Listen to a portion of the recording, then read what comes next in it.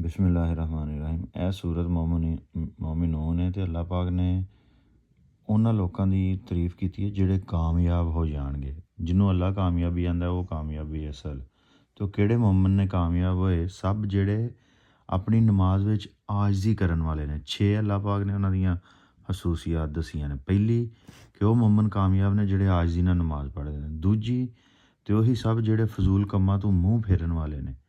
ਅੱਜ ਦੇ ਦੌਰ ਦਾ ਸਭ ਤੋਂ ਵੱਡਾ ਜਿਹੜਾ ਫਿਤਨਾ ਹੈ ਉਹ ਹੈ ਡਿਸਟਰੈਕਸ਼ਨ।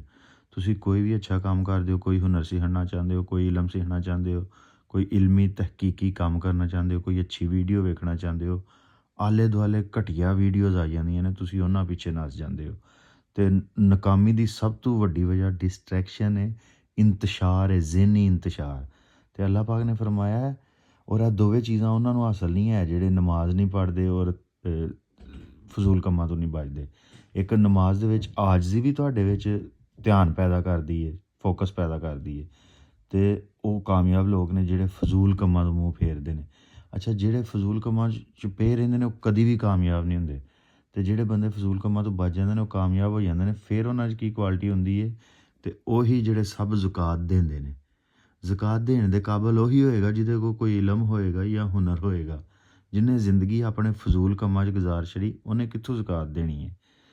ਅਤੇ ਚੌਥੀ ਇਹ ਕਿ ਜਿਹੜੇ ਆਪਣੀ ਸ਼ਰਮਗਾਹਾਂ ਦੀ ਹਿਫਾਜ਼ਤ ਕਰਦੇ ਨੇ।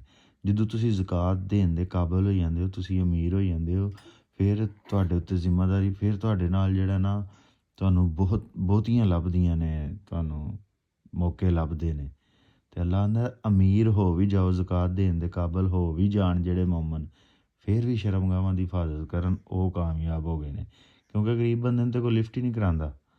ਅੱਛਾ, ਚੌਥੀ ਅਤੇ ਪੰਜਵੀਂ ਅੱਲਾਹ ਪਾਕ ਨੇ ਆਖਿਆ ਫਿਰ ਜਿਹੜੇ ਆਪਣੀ ਅਮਾਨਤਾਂ ਅਤੇ ਆਪਣੇ ਅਹਿਦ ਦਾ ਪਾਸ ਕਰਨ ਵਾਲੇ ਨੇ। ਉਹਨਾਂ ਨੂੰ ਜੇ ਕੋਈ ਅਮਾਨਤ ਦੇਵੇ ਜਾਂ ਕੋਈ ਵਾਅਦਾ ਕਰਨ, ਜਿਹੜਾ ਬੰਦਾ ਵਾਅਦਾ ਪੂਰਾ ਨਹੀਂ ਕਰ ਸਕਦਾ ਉਹ ਕਿਵੇਂ ਕਾਮਯਾਬ ਹੋ ਸਕਦਾ? ਲਿਹਾਜ਼ਾ ਉਹ ਮੋਮਨ ਵੀ ਕਾਮਯਾਬ ਨੇ ਜਿਹੜੇ ਆਪਣੇ ਇਰਾਦੇ ਦੇ ਪੱਕੇ ਨੇ, ਵਾਅਦੇ ਦੇ ਪੱਕੇ ਨੇ, ਉਹ ਵੀ ਕਾਮਯਾਬ ਨੇ। ਪੰਜਵੀਂ ਅਤੇ ਛੇਵੀਂ ਅੱਲਾਹ ਪਾਕ ਨੇ ਕਿਹਾ ਕਿ ਜਿਹੜੇ ਆਪਣੀਆਂ ਨਮਾਜ਼ਾਂ ਦੀ ਹਿਫਾਜ਼ਤ ਕਰਦੇ ਨੇ। ਉੱਤੇ ਕੀ ਹੈ? ਪਹਿਲੀ ਖਸੂਸੀਅਤ ਹੈ ਨਮਾਜ਼ ਆਜਜ਼ੀ ਨਾਲ ਪੜ੍ਹਦੇ ਨੇ। ਦੂਜੀ ਇਹ ਵੀ ਕਿ ਜਦੋਂ ਉਹ ਜ਼ਕਾਤ ਦੇਣ ਦੇ ਕਾਬਲ ਹੋ ਜਾਣ, ਜਦੋਂ ਉਹ ਅਮੀਰ ਹੋ ਜਾਣ, ਉਦੋਂ ਨਮਾਜ਼ ਛੱਡ ਨਾ ਦੇਣ, ਉਦੋਂ ਬਾਅਦ ਵੀ ਨਮਾਜ਼ ਦੀ ਹਿਫਾਜ਼ਤ ਕਰਨ। ਯਾਨੀ ਇਹ 6 ਖਸੂਸੀਅਤ ਜਿਸ ਮੋਮਨ 'ਚ ਪੈਦਾ ਹੋਈਆਂ ਉਹ ਕਾਮਯਾਬ ਹੈ।